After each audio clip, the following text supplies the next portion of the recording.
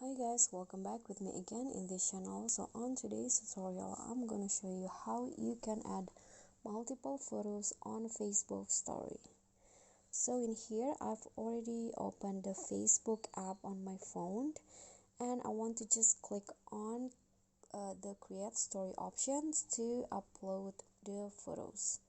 So if you guys want to upload more than one photos to your story, you can just first select the photos. Let's click on select multiple in here. So just click on select multiple and then just choose the photos that you want to upload. Okay, I'm going to select the album first. So just click on the photos like the, and the photos will be numbered just like that, and you can just select as many as photo that you want. For example, I want to upload 5.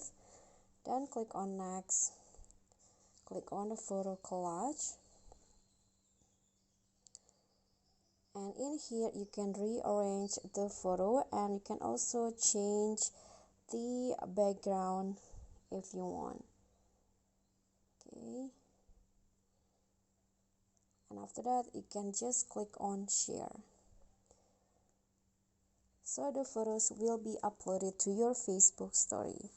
Okay, so that's all from me. Thank you so much for watching. Please don't forget to subscribe, like this video, comment, and also click on the thanks button below. Thank you.